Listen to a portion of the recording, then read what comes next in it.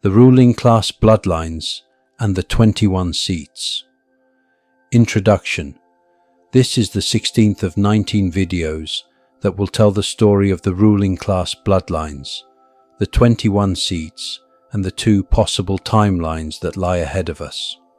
One of these timelines will erase the other, based on the decisions that humanity makes over the next 2 generations. Part 16. What Earth's governance and culture will look like 3 centuries after a successful, smooth transition away from the Mardukian system.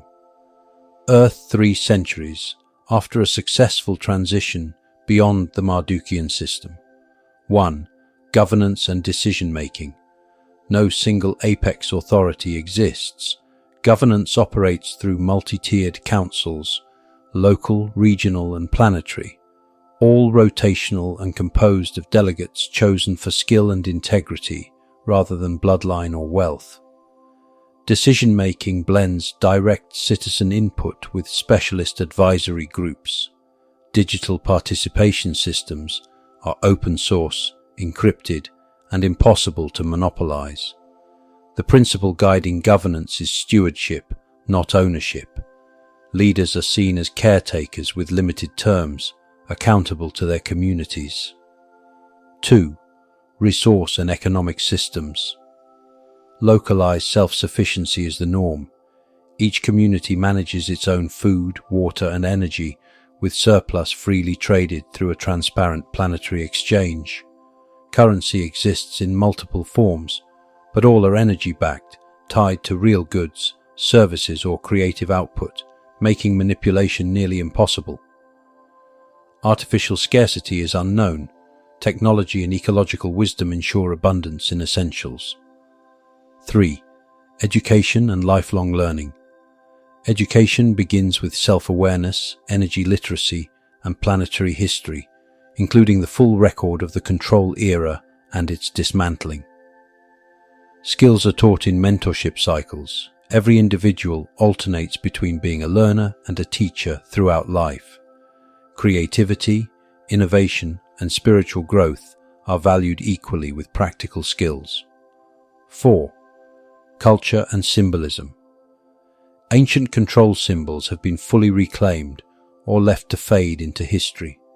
Cultural identity celebrates diversity without hierarchy.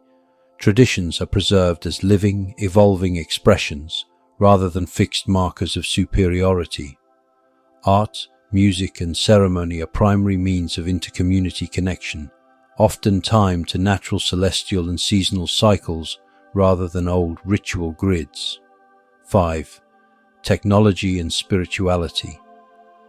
Technology is integrated with natural systems, bioenergetic architecture, free-flowing clean energy, and planetary communication networks that operate without centralized control.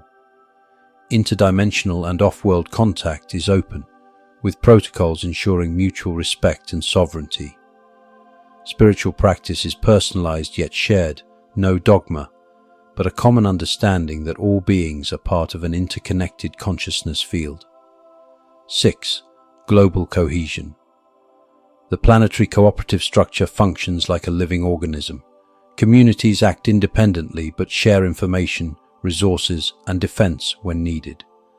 Conflict still occurs, but resolution is guided by mediation councils and restorative justice rather than punitive or war-based systems. 7. Legacy of the Awakened Network. The dismantling of the Mardukian system is remembered as the Great Realignment, a turning point in which humanity chose self-governance and conscious cooperation. The role of awakened bloodline descendants is honored, but without creating a new elite. Their contribution is recognized as service, not entitlement. End of Part 16.